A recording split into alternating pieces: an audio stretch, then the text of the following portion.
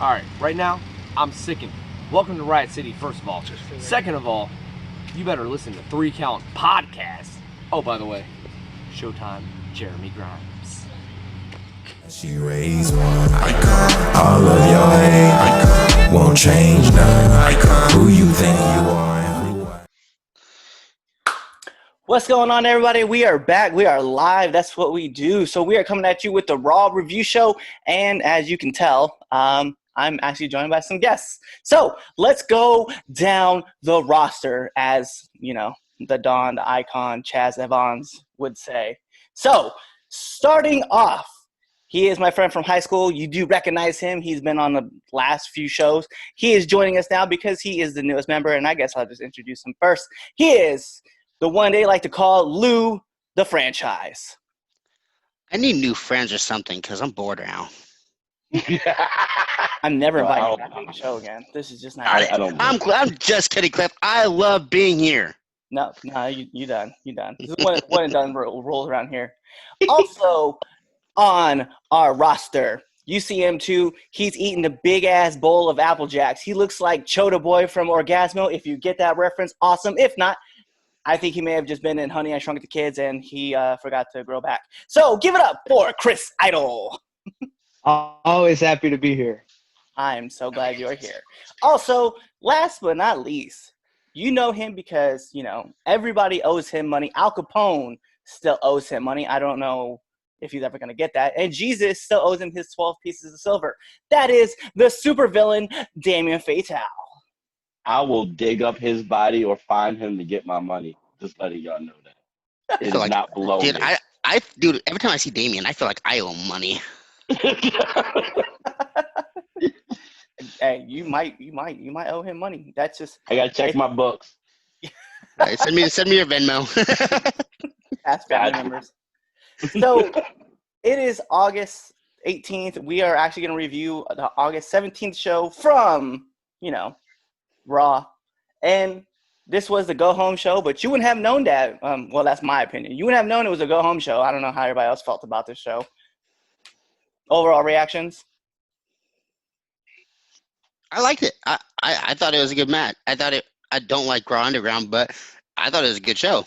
I'll say it in live. I'm a mark. I don't like WWE very much, but every chance I get to watch it, I'll watch it. And this is one of the better shows it's been in quite some time.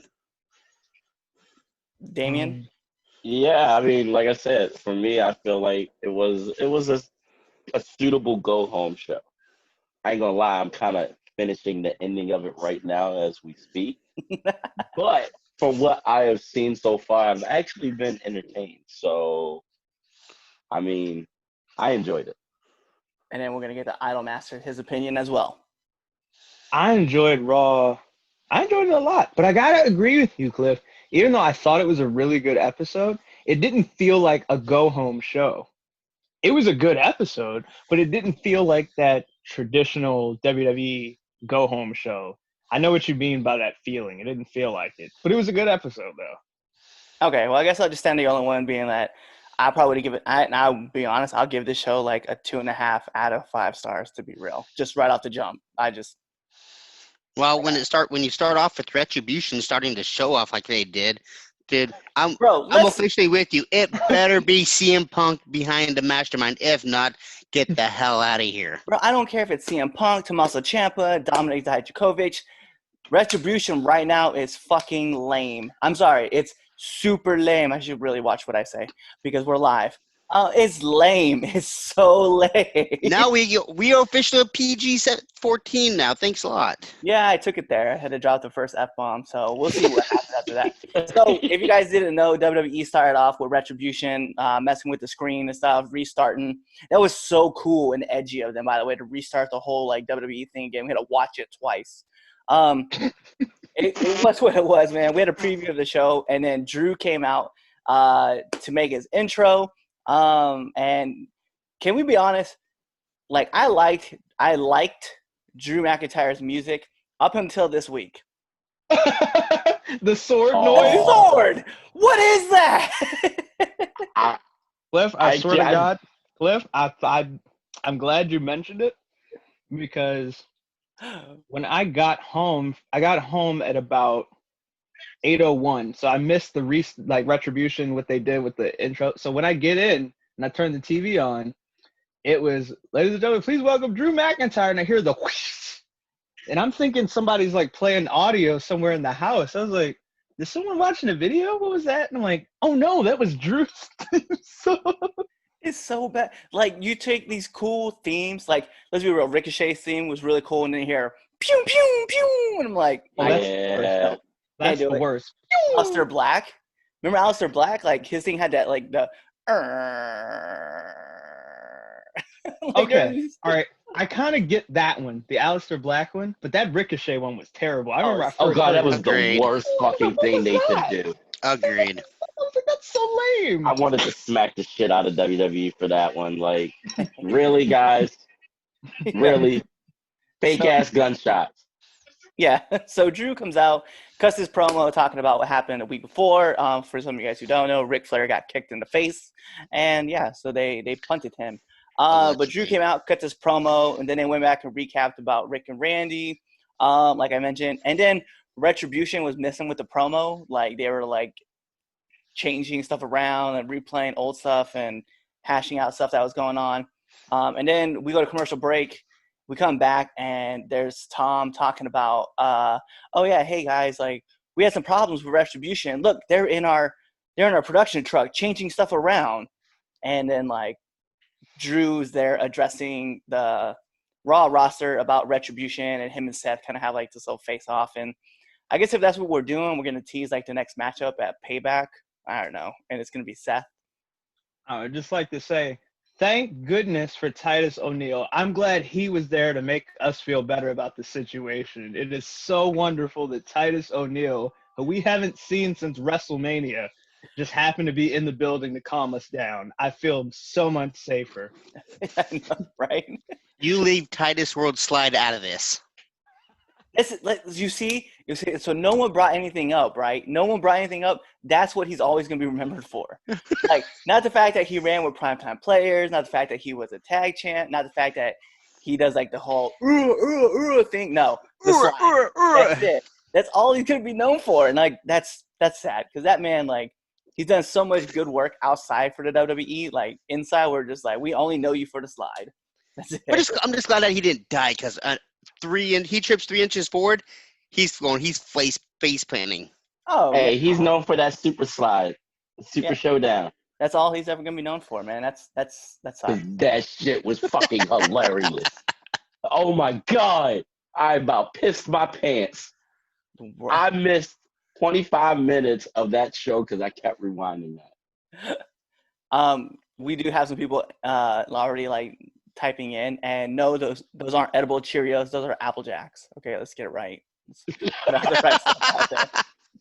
So next up is we have MVP. MVP cuts his promo, blames Apollo for everything, and then says Apollo is the leader of Retribution, and that brings out Apollo. He then throws out this idea about, hey, if I beat you guys, then Shelton Benjamin and Bobby Lashley are banned from ringside. And then Shelton Benjamin and him have a match.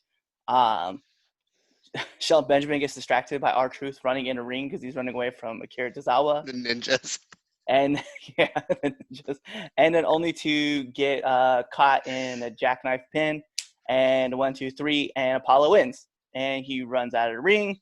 Oh no, I'm sorry. He didn't run out of the ring. He jumped. He got jumped. Yeah. So everybody came in and beat his ass, and then Ricochet, Cedric Alexander, and Mustafa Ali, or as known as the Catering Squad, came in and tried to save Apollo. Cedric wasn't so lucky as he got caught in the full Nelson, and everybody had to help him from getting his ass kicked even worse, which they did. But then they wanted to have a 3-on-3 tag team elimination match for later on in the night, and that was agreed on.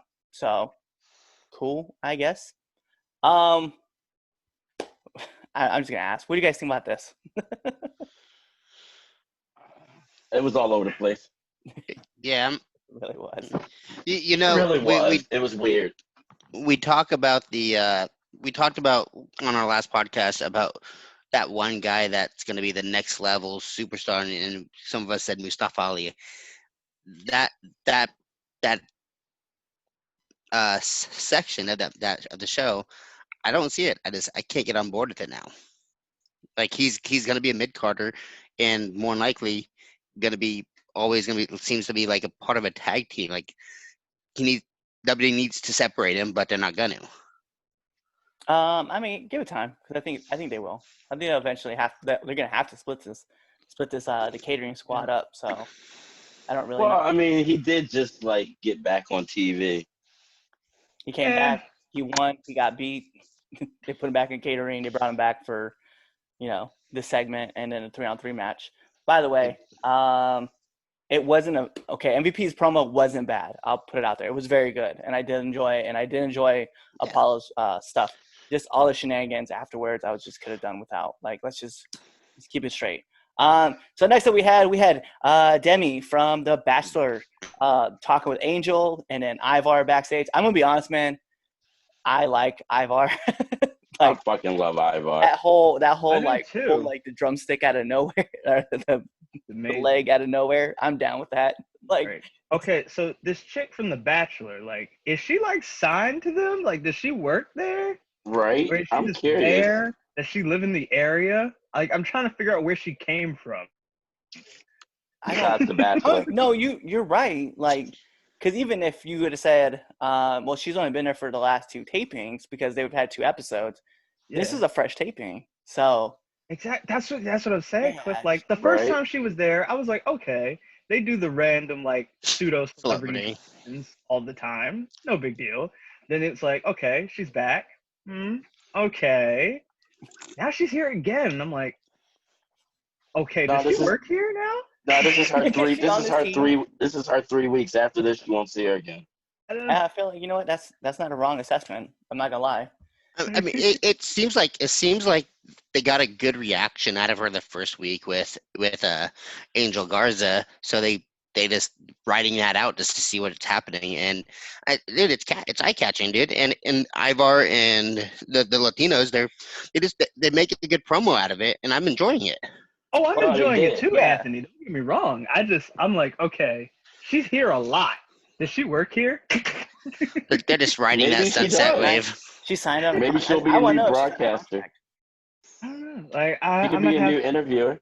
We're gonna have. What if you find out that she's actually signed to the she's at the performance center, like training? Yeah. Well, see, that would make sense. I mean, that would make sense because then I'd be like, oh, okay, I just missed it. But I don't know. Is it? Yeah. I don't know. I don't have a problem with it. It's just like her appearance. Just like her appearance. It was temporary because the Ivar and Garza match happened. But although I guess Demi did play into this because backstage we did see Angelo Dawkins talking to Demi about something. Yeah. We don't know what exactly it was until Angel wins and Dawkins interrupts by saying that they have like some stuff about the crew and how they run and blah, blah, blah, blah, blah about Garza Andrade and Zelina Vega. Samoa Joe, hey, let me be real, man. Samoa Joe on commentary and the way he looks, the way he acts, I'm in. Like he's. I fucks with it hard. He's an OG. I love him. God dang.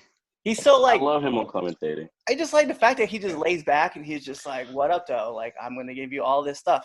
You think that you're really that badass, and I'm just gonna tell you that you're not." And then like, you're gonna like. What are you going to do about it? Yeah, it's like literally, what are you going to do about it? Like, really, what are you going to do about it besides get these hands? And we'll talk about another part of the segment that really got me over with Samoa Joe. Like, I've always been over with Samoa Joe commentary, but like, there's another part that we'll talk about like coming up later. So Samoa Joe says that there's some interesting things coming up and that they need to pay attention. And come to find out, we go to break. We come back from break. They want to talk about Dominic and Ray right before our next segment, which leads into what we were just talking about. So Angel and Angelo are talking in the back. Angel keeps trying to grab his phone. Like he didn't like already send it like Bluetooth to like the next person over or whatever. Everybody's trying to get his phone. And then he's just like, hey, my man, play that stuff. And we see what appears to be, I say appears because we don't know, Zelina Vega messing around with Montez. Appear my black She did. All I saw was she had a nice jacket. Yeah. She had a nice jacket. Yeah, she did. She looked good. She had a nice jacket. We don't know what she did to the cup. We just know that there was some. We don't even know if there's anything done to the cup. We just know that she was around the cup. It's just it's reassuring to know that Cliff is wrong on this, and Dawkins isn't turning yet. Hopefully. You know what? Hey, no. Because Dawkins could have told Zelina, hey, go hit This is cup. where the cup is. Yep, this is where the cup is. Right? He could have been guilty. No, don't yet. The old man is not killing the Street Profits yet. Hopefully.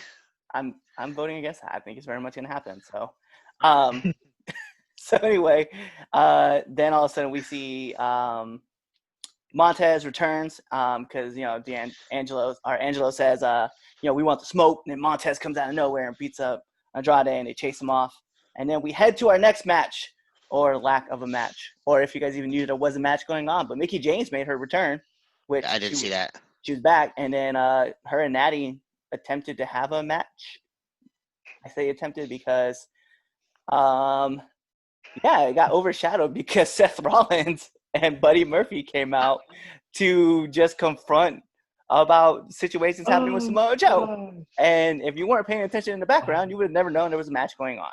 It was oddly done. So I'd like to say something real quick before you move on. Yeah. Does Mickie James look like 10 years younger? Dude, yes. Thank you. All right, cool. I'm making sure I wasn't the only one. I looked at her and I'm like, dang, Cliff out there just like eyeballing her right now. He probably didn't even notice though. I did. I watched the match. I don't know if she got some work done or if she was using whale sperm. My God. She looks well rested. She looks well rested. Yeah, okay, that's what you want to call it. I don't think she had any work done. Of course, I'd have to compare pictures of her face, but she looked the same to me. She just looked well rested. She did. She did look like she had whale sperm. Yep, whale sperm. That's what I'm going with. Whale sperm. So, shout out to Nick Aldis and his abilities. So Mickie gets counted out, which I think, by the way, I just have to say, Mickie gets counted out in this match. In her return, she gets put with Natty. They count her out. So expect to see this match run back on the pre-show. Like, I guess I just don't understand it. I don't understand what WWE is doing. Neither did I. Like, are you trying to just, like, sneak her back in on the roster, act like she was here for a while? Like, it was stupid. Sorry. Well, it's not like we're going to forget that she was on commentary for Main Event. Oh, we will, because no one watches Main Event. Facts. Hey, I watch it. So, Damien, you liar. Yeah, you're right. I don't watch it. You probably don't even know where to find it to watch it. So, isn't it on the network? They do air it on the network after it airs on Hulu. So let's talk about. Oh yeah, I don't get on Hulu that often. Oops. So let's talk about this interaction really quick that happened with Seth and Samoa Joe. Why did Tom run? Right? That's what I was saying. I don't think I even noticed that. All right, hold on. All right. What do you mean? Samoa Joe, he mentioned it. He goes, Samoa Joe leans back in his chair and goes, Tom, where did you go? And why did you run? Yes. He was out. We know that the commentary table is the most dangerous spot at a wrestling show. There is always somebody flying over that bitch, hopping on it. Falling off a Kalinacell on it. Like, there was literally an episode of Raw where Brock Lesnar took out the entire announce team. I don't blame Tom for being. But Seth isn't Brock. Hey, what was it? Like that episode of Raw, like what? When Aleister Black just hopped in the shot over the table to get it set on one episode. It is. It's a fucking dangerous place. But I don't blame Tom. He's like, oh, I see where this is headed. He's gone. And then Tom jumped so quick over the top and was just like hiding. I was like, damn, Tom. Like, where did you go? Yeah. The only thing that would have made that better he learned from Michael Cole. I hope he should have used Byron as a human shield. That would have made it better. Oh, you mean like Cole did to Booker T? But you noticed that.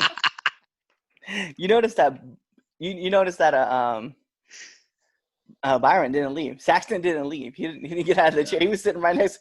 He's like, Samoa Joe's here. I'm good. like we just gonna. All right. I was like, whatever, Tom. Tom, you ran like shit. I want to hear that conversation of Vince McMahon in his headset, like, run, you son of a bitch, run, leave. Tom, get up now. Tom, get out of there. Samoa Joe's like, you told me to leave, but I'm not going anywhere. Good shit, Tom. Good shit. Way to get back in the shot. Way to sell it. So we go to commercial break. We come back from commercial break only to see the Raw Women's Champion and Women's Tag Team Champion Sasha Banks is joined by SmackDown's Women's Champion Bayley as they get ready to do a tag team match with Asuka and Shayna Baszler. I will have to say I did enjoy this match a lot, though. I did too. It seemed a little unfair. No offense. I'm just hoping Shayna and Asuka, like, I wouldn't want to face them at all, and I'm a dude. I mean, unless it was in the bedroom, then it'd be good. Oh but, my like, gosh! in the ring, I don't think so. I'm not meeting. That is an unfair tag team. Yeah, very is. I mean, they could. I'm down for that handicap match. Me too, right? Well, Hands down. speaking of handicap match, so Nia Jax came out and she knocked down Shayna Baszler, and they had a brawl off of the camera, out of the ring, and then it left Asuka to face Bayley and Sasha by herself, and where she it didn't even feel like she was at a disadvantage the whole time because she was actually right. It seemed like they were at a disadvantage. All of a sudden, Sasha and Bayley do get the upper hand, and then Baszler appears out of nowhere and like gets the tag. And then they start doing work. And then what I really liked was watching Asuka making Sasha Banks tap out, and then Bayley getting tapped out by Shayna Baszler. Amazing, by the way. I enjoyed that way too much. I was in with it. So next thing we come up, there's a tease of Shawn Michaels going to be confronting Randy Orton. Yeah, whatever. We come back from a commercial break. And as we come back from commercial break, speaking of Titus winning something, he won an award. Which one? I don't know. I can't tell you. I just saw that he won an award. Cool. It was something to be able to do in a that doing something nice. I don't know. He did something good for the world. He did.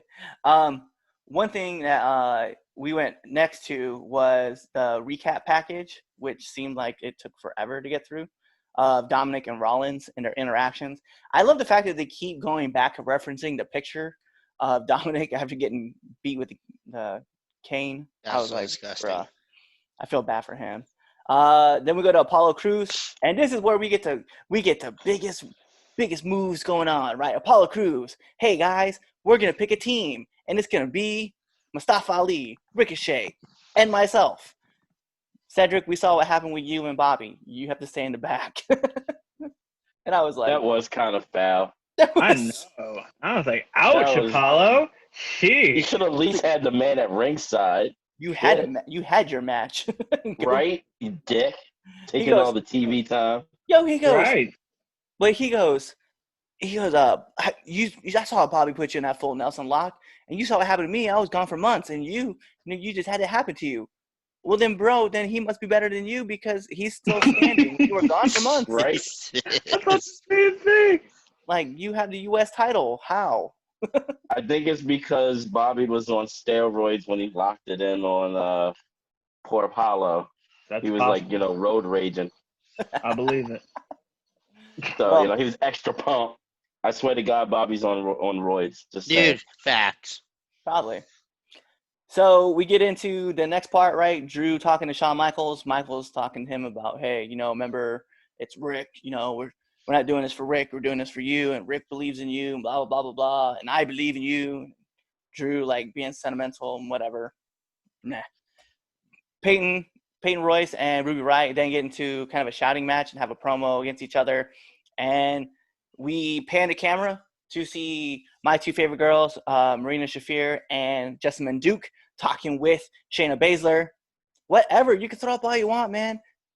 Actually, I like that. That was like a nice little shot.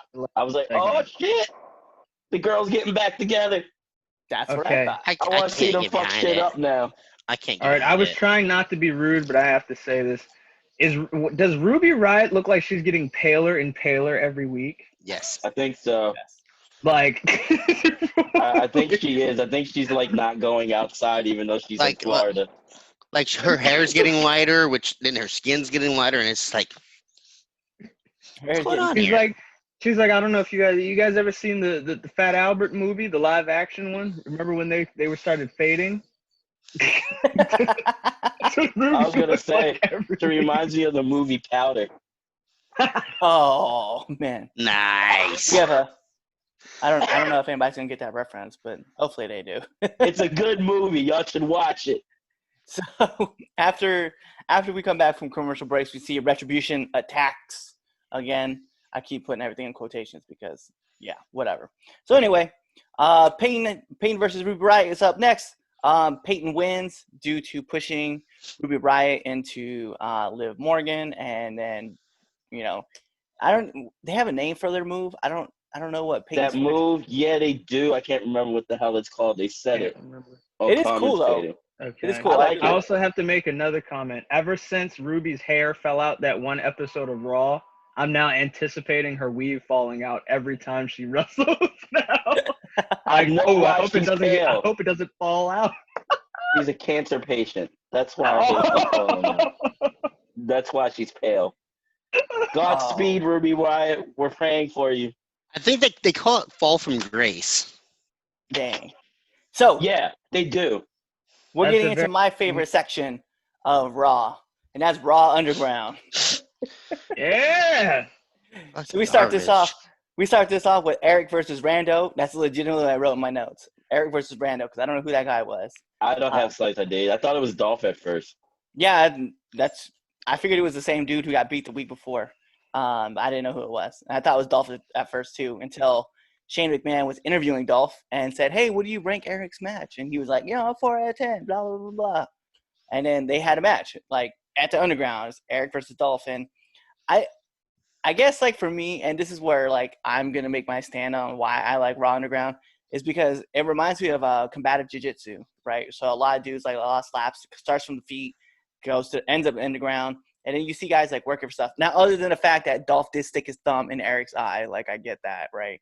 But I thought it looked cool. I know, like, it's not very pleasing to, like, traditional wrestling fans because you're there to watch wrestling. But to me, I thought that this was, like, I was legit watching, like, I don't want to say an MMA fight because that's not fair. Because it's a different type of kind of world. Yeah. But to the combative jiu-jitsu world, it looked very similar. The only thing I didn't really like was Kevin Dunn doing, every time somebody threw a punch, there was a different cutscene. And I was not appreciative of that at all.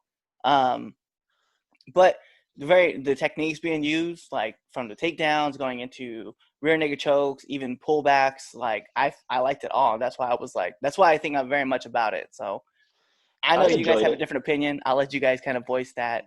This is professional wrestling, not MMA. Get that shit out of here. It's not entertaining for a professional wrestling fan. And you guys are all professional wrestlers, but get it out of here. If you're gonna do it, I mean, you do have Shayna who has the mixed martial arts background. You have Jessamine Duke. Bring Ronda back and have her be the star of that thing. But all these everybody else there it's garbage, man. It's not professional wrestling. I'm turning into Raw to watch professional wrestling, not MMA. First of all, Eric looked like he could beat the shit out of everybody on the roster, like just in general. Yeah, on the Raw roster, yeah, you're right. Yeah, and that's who. Yeah, okay, fine, we'll give you that, the Raw roster. But Dolph Ziggler, he had the most wins at Kent State University on his wrestling team. Granted, it's Kent State. We don't know a lot about them. You and I, as we like college wrestling, we don't know a lot of people that came out of Kent State. I'm going to be honest. But Dolph is there, and Dolph has the most wins at university. Like, he has a legitimate wrestling background. And you're right. Everybody else on there. We'll talk about the other matches that happen on that same on Underground. But I'm just saying, like, as technique wise, like, you're watching Dolph shooting double A's, and you're right. To a pro wrestling fan, that doesn't work. But to someone like you and I who love watching jiu-jitsu tournaments and we love watching MMA as well, it's a different platform, and I enjoy it. I don't enjoy it at all. And you can say Dolph came from Kent State. Congratulations. You came from Kent State. That's like you having the brightest helmet on the short bus. Get out of here. That's not fair. That's not fair. I enjoyed it because it's different. Like, I commend them for trying something different. You know what I mean? It's entertaining as far as entertainment is concerned. Yeah, it's not, your normal casual wrestling, but it's giving all of these people that have a different background besides pro wrestling a chance to showcase what they can do. Like, we're getting to see Dolph Ziggler actually fight. You know what I mean? Like, we know this man can go besides the shit that he does in the ring because of his background. So I think it's pretty cool. What it's doing is giving this 3-minute cut. So like 6 wrestlers can have 40 seconds of air time is all it's doing. So what? We get to see different talent do different things. It's fine. You don't have to like. It's not everybody's cup of tea, and that's fine. But like, we'll get into talk about the next match after when we talk the next segment for it. And by the way, you could have said the best NBA player with the best rap album. Like, you didn't have to go about the short fight. Sorry, I don't care if I offend people with that either. I'm not gonna take it back. All right, so you know what? I commend you on the short bus comment. Now, Anthony. God. Say that again. What was that? I said I think they have full-size buses now. Yeah, because there's more of them. Yeah, exactly. All right, so we're gonna move on. Rey Mysterio comes out with Dominic. They cut this promo and they pretty much go Rollins and Murphy to come out to like face them. And which I have to say, Dominic selling his abdomen injury from last week, I was like, well done, sir. Right? Well done. Gold. Right? Good sell. So Rollins comes out and Murphy and they proceed to. I did like this line. He said, he's like, you can't see and your son can't stand up straight or something along that line. And he was like, you're calling us out, like, come back in here in this ring. In which Dominic was showing he was faking the whole time and whipped out 2 kendo sticks. And they proceeded to beat the shit out of Rollins with said kendo sticks. They beat that man down. I guarantee you that all 4 of these men, after this storyline is over, probably never want to see or touch a kendo stick ever again. Right? Like, how many times between let's see, I said between WrestleMania and now, how many times has Seth Rollins been hit with a kendo stick? Yeah, actually, if you took the number of hits, I'm pretty sure Probably over it's 100. equivalent to the days that has been in between each shot. So let's say we can just say like 100 kendo shots, and we say there's 100 days in between. It's probably pretty close. It has to be. Like, if we tally, like, how many times has this man been hit by someone on this man? No, thank you. Sticks. Like, fuck bamboo. And can we talk about Ray's mask, by the way? Yeah. What do you guys think about his eye? The eye cover. Mysterio is the coolest person in the world. Like, he's got decked out eye patched masks. That's legit. I felt like that. I saw that mask and I just want to go get some cheese because it looked like a cheese grater. All right, it did look cheese grater-ish. I was gonna say, do you think inside of it looks like Korn's Got the Life music video with like all the bullet holes? He's just like, it might. We're making all the '90s references here, folks. That's what we do. Exactly. So we jump into the next segment, right, where MVP consoles Cedric Alexander, tells him that it's not fair for him to be in catering, and that he offered him a spot in the Hurt Squad, so the Hurt Business. We go back to Raw Underground. I was actually, and to be honest, I was genuinely entertained by this match, and I know a lot of people aren't going to be with me on this one. Arturo versus Riddick Moss, and I have to say, man, like, other than the upward kick, because obviously I know Arturo has a capoeira background. Other than that kick, man, I thought the rest of the match was actually pretty legit, and the fact that there was still being a story being told, right? Because obviously Arturo understood that Riddick Moss is this giant-ass man who's a former 24/7 champion, but he kept attacking his leg. And eventually what he ended up doing was getting a heel hook in, and that's what most people didn't see because, like, the way the camera looked, like, you just saw, like, this weird FN lock. But what was happening was he was getting a heel hook, and that's what caused Moss to want to roll out the ring, and then they beat up people in the crowd. And Shane McMahon stopped the fight. I was like, no, you let all these other fights go out into random spots. Let them go. Shane, like, I don't know, man. I really think that Shane needs to go. Samoa Joe needs to be the person who runs the Raw Underground. That'd be a lot more entertaining. I might get down with that. That'd be more entertaining. Shane is garbage. Shane's a McMahon, so he's very shiesty. So him running Raw Underground does fit. I know Shane's presence is weird, but in the context of the story, he's a McMahon, so that makes it okay for a fight, an underground fight club to be going on. When Raw Underground came out, it brings me back to Panama with WCW, and he just shows up out of the blue, and I'm just like, oh god, now it turned me off immediately, and I was like, I don't want to watch this shit anymore. I just have this feeling that worked out in your favor, Anthony, because that was the last episode of Nitro, so you didn't have to watch it anymore. Right? I wish it would have been the last episode of Raw Underground too. I have this feeling that Vince McMahon, like the way this is all going to end, is Vince McMahon's going to walk downstairs or walk into the secret room, and he's going to be like, "What the hell is going on here? Shut this down," and then that's it, and it's just done. Hopefully, it's next week. So are they going to 3-week grace period?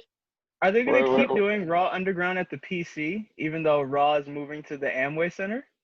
I wonder what it's going to look like. I don't know, man. They're going to the Thunderdome, so I have to believe that Underground is going with. Can Raw Underground take place in the desert? Like there's just a ring set up in like this dusty, sandy-ass area? In the middle I'm not opposed to the wind blowing dust all around. Yes, that'd be great. Right. I might get with it then. Motif to it. I just like how if we changes, Anthony's with Raw Underground. If they're in the desert, there's tornado, and I can't stand the fact that they look like they're in a mail room, dude. Like you're downstairs in the basement in a mail room. I see a fucking box over there that probably has stamps in it. Like get the fuck out of here.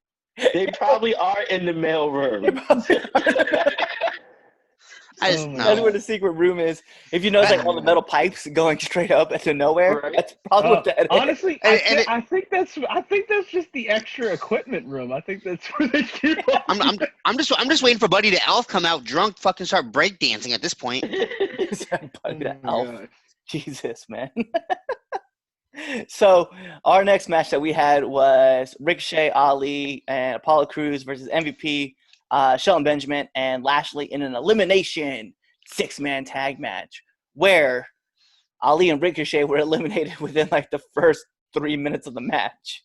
Oh. And I was like, yo, That did happen. It did happen. It was like Ali got eliminated and then Ricochet went in to save him, and then I just saw Shelton Benjamin hit him, and like that was it. 1, 2, 3.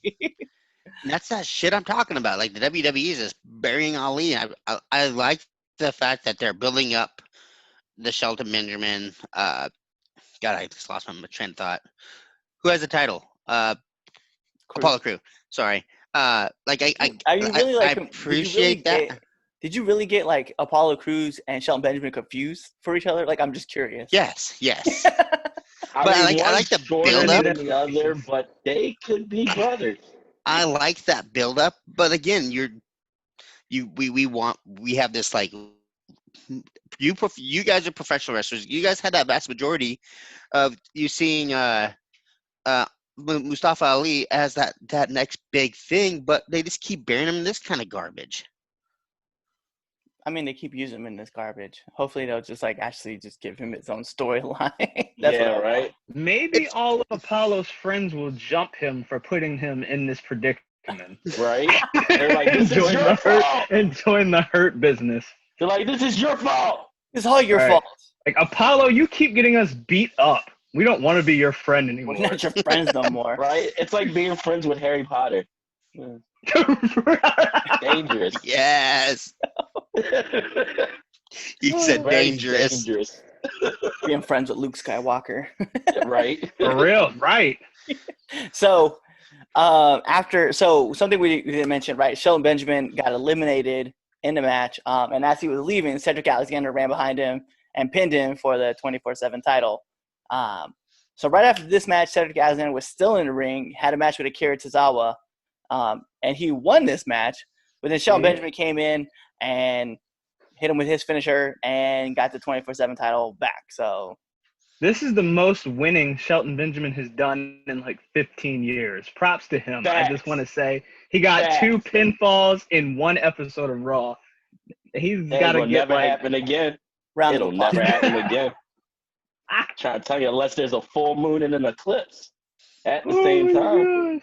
So Don't know how that's gonna happen.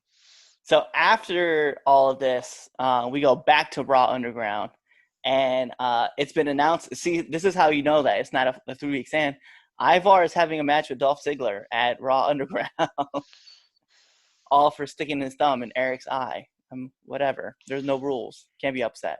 Anyway, we go back to Raw Underground, and Marina Shafir is fighting female Rando. That's actually what I wrote too. And Shafir wins. And as she's celebrating, Nia Jax attacks her from behind and then kicks Jessamine Duke in the face, which I have to believe she really kicked her in the face. It looked like. Bro, okay. Now that we're talking about Nia Jax again, because I wanted to wait till we got to this part in the show. Why does everything this woman does look dangerous? Right? I mean, like, Cliff, legitimately, like, everything she does. When she like, attacked Shafir, like, when she pushed the plexiglass when she showed up earlier in the show and hit Shayna in the face, and she's just, like, shoving Shayna. I was like, why does it look like Shayna's fucking dying? And all Nia's doing is, like, just pushing her. You notice how, like, when she stomped, well, in that part, right, she stomped on Baszler. She stomped on the glass. Yes. And Baszler, like, still flinched even, like, harder. Like, I know she's trying to sell it, but, like, she really, like. Yeah, when she did that, like, you know, when she attacked, what's her name? The Shafir. Yeah. Like, that looked like it was dangerous. I thought she was going to push Shafir off. Like, I'm glad Shafir dropped, but I thought she was going to, like, go flying out the ring. Well, not that there's ropes, but out the canvas. Yeah. Like, I was worried. Yeah. And then, like, Nia Jax is dangerous. And then we got into Shayna Baszler steps in. They're getting ready to go, right? They're getting ready. Shane's like, hey, did he say, hey, Scorpion? Or, hey, I don't even know what name. He called some random fucking name out. And he was like, ring the bell. And the bell rings, and then Nia Jax books it. And I love how Shane's like, hey, if you're in here, you're supposed to fight. There's one rule here. We fight. But everybody in the background's gambling. They're not fighting. The most heartbreaking part of this whole thing was finding out that Raw Underground had a back door. I thought there was only one way in and out this whole time. That's what I thought too. I was like, what? There's a back door? Nia just left? There's a back door? Yeah, like, oh, that means the cops could storm in at any moment. Yeah, right. They'll break this place I mean, up. I guess there should be two ways in and out. That's what you go with there, Damien. The cops can come in. You guys are practicing social distancing. Immediately, mind frame goes there. Okay, yeah, of course. If Vince ever gets tired of the Raw Underground concept, that's how it has to end. The cops have to storm. Yep. Yes. Yes. You guys are practicing good social distancing. Get out of here. Where's your mask at? Just social distancing and gambling, because gambling's not illegal in Florida, I don't think. Also, I don't know if you guys noticed this. Cliff, you might have. Shout out to Isaiah Swerve Scott. How every week during these Raw Underground segments, how he tweets about how he's losing all this money betting on these fights. I don't know if you've been following that, Cliff. Have you? Yes. Last night he was like, "Oh, okay, I bet all my money on Dolph. I'm making it big. I'm putting it all in." Then the next tweet is like, "I lost it all." My wallet, and it's the best. Like, I'm loving this every week. But I'm just like, okay, but I'm just curious. Like, I love the fact that he does keep putting this out there, but I'm just like, yo, like, other than Dolph, like, why would you bet on Rando number one? Like, he doesn't even have a name, bro. We don't even have a graphic for that man. Nothing. I know. Somebody's bad at betting. They better not go to Vegas. No, I want him to go to Vegas because if he'll at least win once, and then at that time I could be like, stop.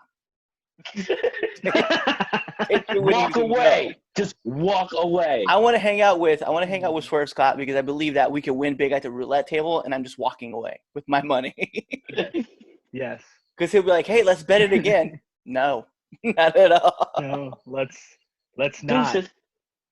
So we'll talk about the main event match of the night, and that match was Andrade versus Montez Ford. And I do have to say, Montez Ford in this match was electric. He is the man, and I love the fact that he was in a position I was for this match.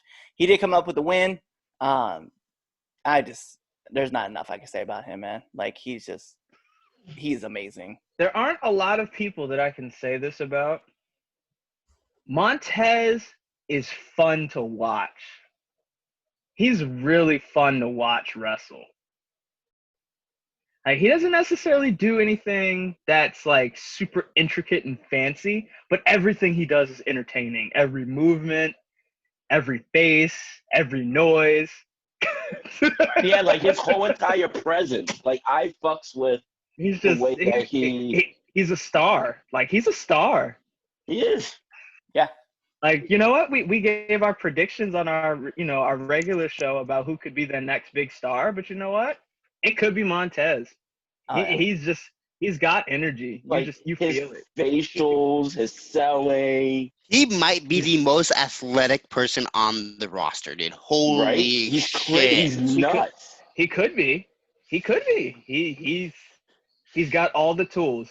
He's got all the I think tools. he's like that 24/7. That's not even that's what makes it crazy.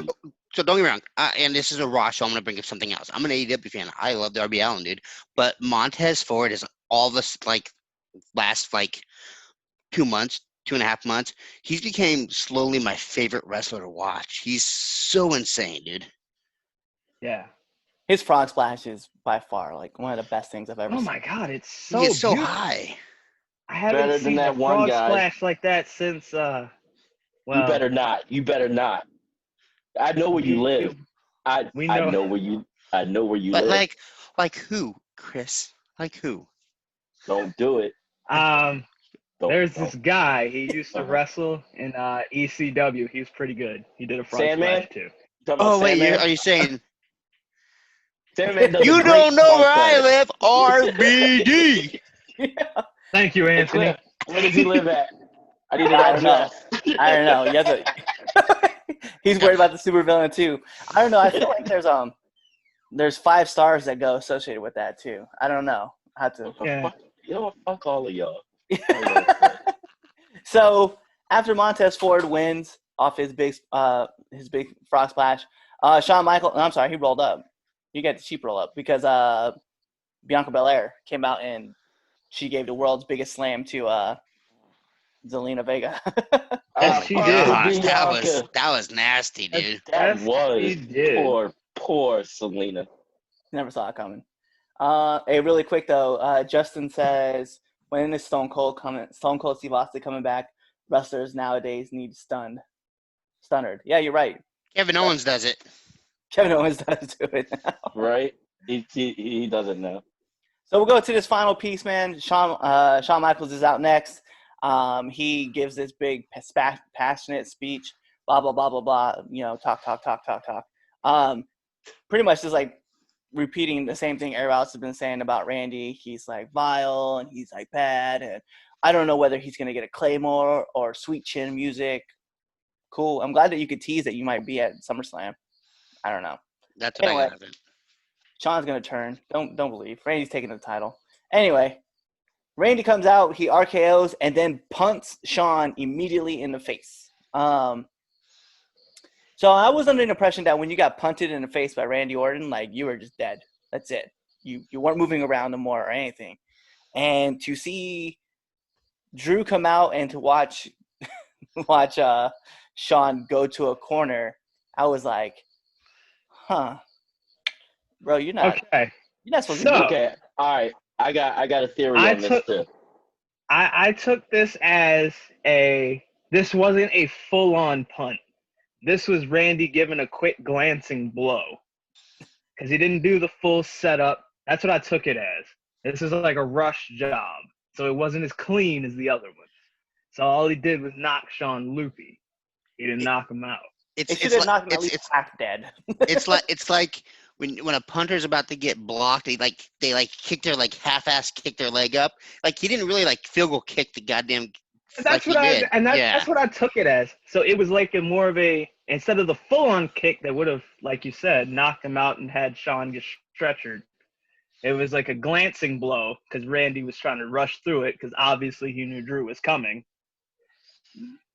So Sean, I believe he should have been at least half dead because if Pat McAfee could punt the shit out of Adam Cole. Hold on, but that was a full-on kick.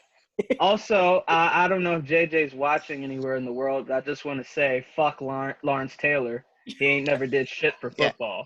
Pat McAfee's way better. That's straight for JJ. I hope. I hope he goes back and watches wherever he is. So I kind of feel like Shawn Michaels. I think all the drugs and shots to the head over his lifetime is the reason why he was able to survive said kick. Shawn Michaels is just a god. That's all it is. Randy's kick ain't nothing. Exactly. Triple H hit Shawn in the back with a sledgehammer, and Shawn was back the next week. Yeah, Randy's kick ain't shit. So here's the next part, right? Here's the next part that really kind of confused me. Afterwards, right? Drew goes in and he's checking on Shawn, right? And then Randy tries to run in and hit the RKO, in which Drew turns around and starts fighting back, right? And then he goes back to check on Shawn, and I heard Wrestle Talk say the same thing, and I have to agree. It felt like they were pretty much just setting up the line for Tom to say that you'll never see it coming because Randy hit the RKO after all right, going back and forth. Okay, so yeah, Here are my thoughts on that. So me I used to do some commentary. So whenever we had a tagline for a show or something, I would always try to find some cheesy way to squeeze it in. So I was waiting for a moment where Tom would get that the tagline in a cheesy way. So Randy hits him with the RKO, and then you hear Tom says, he never saw it coming. I was like, there it is. There it is. Tagline. See you at SummerSlam, folks. It's like when they say the title of the movie in the movie. Yeah, that's exactly what it was. I was waiting for it. He said it too, and I was like, that's what you did this whole time. That's what you were waiting for. Yep, that was a 3-hour build-up. 3-hour build-up to this one line at the very end of the show. Thanks. Hey, got to sell the pay-per-view now. I want to buy it. Sell it. All right, so going back, man, as I said, right, I gave this show this was the go-home show to SummerSlam, and I was like, I really didn't dig it. I maybe 2.5 out of 5 stars. I thought it was meh. Anthony, what did you think? Like I said, I thought it was a great show. It kept me engaged. I mean, minus, you already know what I'm going to say, the Raw Underground. Everything really kept me engaged. I thought it was an entertaining show from beginning to underground, from underground to underground, from underground to the end. I just like how your point of emphasis has to be underground. Chris, what did you give it? I thought it was a good episode. I give it a 3. It was good. It didn't feel like I said, it didn't feel like the go home. It felt like the show before the go home. Right. Thank you. Something's got to get bigger. Something has to hit bigger next week, right? Yeah, that's what it would feel like. That would set up for I don't know. It kind of, I guess it missed the mark in terms of a go home show, but it was still, I was entertained by Raw. All right, and then Damian, what'd you think? I give it a solid 3. I see where you guys coming from, that it wasn't a go home show. I did fast forward through some of it, so but I enjoyed it though. That's the thing. After this, I'm gonna finish watching it, but no, I enjoyed it. I thought it was pretty solid. All right, well, there you have it, folks. So for a majority of the guys who are wrong here, giving it a 3. It was a 2.5. It was a 2.5 worthy show. Only 2 of them gave him a 3. I didn't give it a 3. I gave it a 4. Okay, wait. No. 2.5, 3. You gave it a 4. Now put in Raw Underground, and what would you give it? A 1. There you go. Is it a 1? No, it was a 2.5, 3 show, a star show. Yeah. So there you go, guys. We thought it was a average to sub-average show. Give us your opinions. Tell us what you thought. We're here checking all your guys' stuff out. I'm actually watching you guys actually chat to us. So yes, Tom, I miss you too. But yeah, so that's it, guys. So you can check us back out on YouTube, or you can watch this later today on Facebook. It's kind of up to you. But tune into the next episode, as tomorrow we're going to do Impact, because we have the Impact show tonight. So tune in to the next episode and be there or be somewhere else. By the way, I don't care about y'all. Bye, friends. What's going on, 3 Count Nation? I'm Clifford Red Dog Miller with the catchphrase. But what I really want you to do right now, go to twitter.com, right? Go over there, find us at the 3count_pod, give us a follow, give us a like, give us a comment. We want to talk to you guys. Go to IG at the 3countpod. Give us a like, give us a follow, leave us a comment. We want to interact with you. Go to youtube.com, give a subscribe, turn the bell on, turn the notifications, leave a comment. We want to talk to you. Go to anchor.fm/the 3Count Podcast, and in there, you can leave us a message, and we will talk to you. Basically, what I'm trying to tell you is that we want to talk to you. We want to have fun with you guys, and we love listening to what you guys have to say. Also, one thing I need you to do for me, the 3Count Podcast also has merchandise. Oh! At ProWrestlingTees.com/the 3Count Pod. Please go buy our t-shirts. We love you guys, and we hope you love us too. So show us some support, please.